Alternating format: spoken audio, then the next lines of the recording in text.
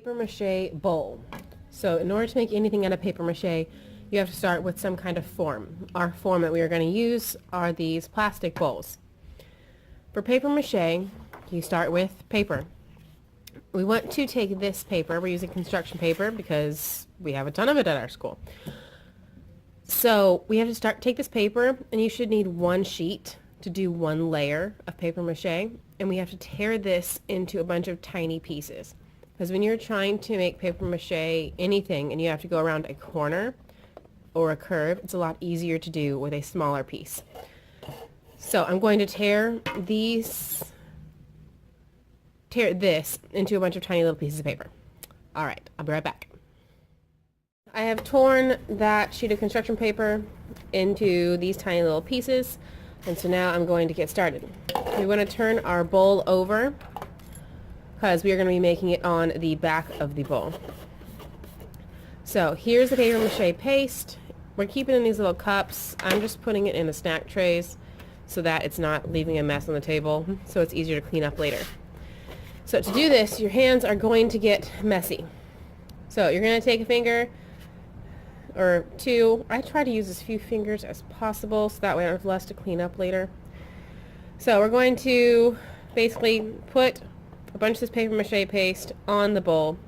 Then you can just pick up one because it'll stick to you.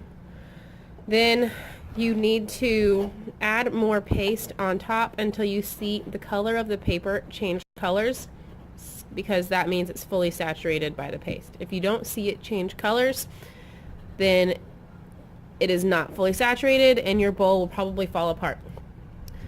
So then, making sure that you already have paste on the surface of the bowl, add another one. You want these to overlap a tiny bit because it'll make your bowl stronger overall. And you want to continue covering it in the paste until the color changes and it is fully saturated. Okay.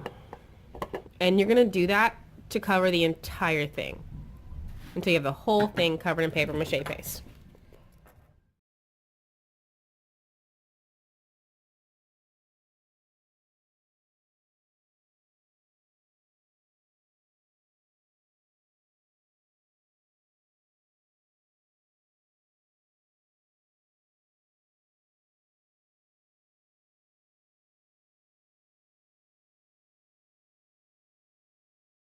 Until the whole bowl is covered. You don't need to worry about the lip right here. Just try and get it right up to the edge, because when this is dry and we take it off of the plastic bowl, we're going to end up cutting the edge just to clean it up, make it look real nice. So you want to just get it really up close to the edge, as close as you can, but don't worry about having it go up over this lip here. So I had done this couple hours ago, and as you can see, it's already starting to dry and turn back into its original color. The darker parts are where there is still some glue that needs to dry. But because I don't have time to wait, I wanted to make this video for you guys. We're going to go ahead and do the second layer. For the second layer, we use a different color of construction paper. We use a different color of construction paper because we need to make sure that we have exactly 2 layers, and it's really hard to tell if we have how many layers we have in different spots if we use the same color. So I'm going to tear this light blue piece of paper into strips just like I did with the purple paper.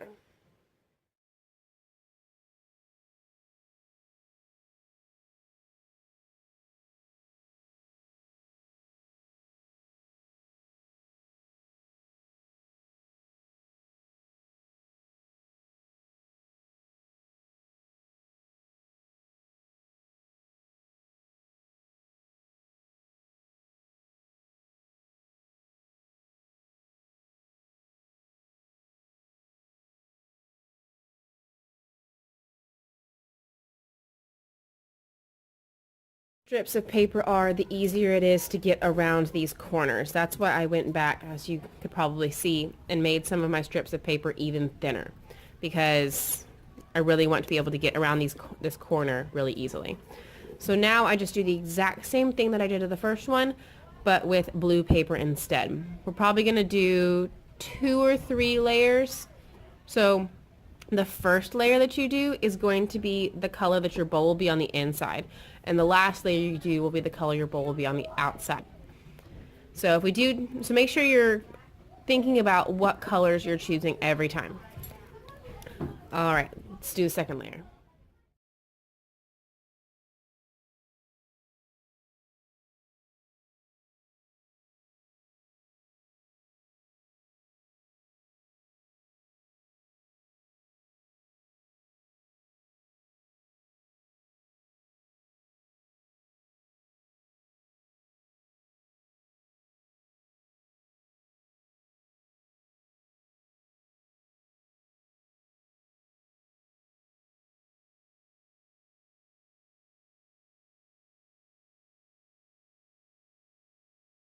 So this is the final 2 layers.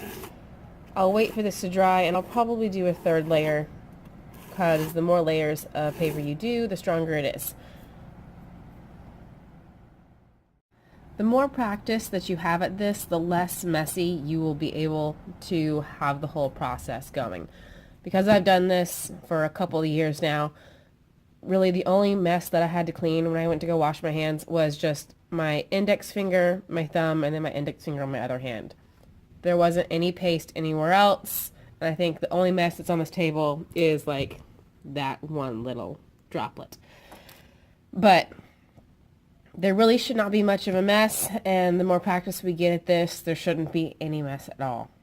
We shouldn't even need to wipe up our tables, because that's in a clean little tray. Like, everything should be pretty clean by the end of class. This is it's a messy thing, but it's not super messy. So that's kind of contradictory, but whatever.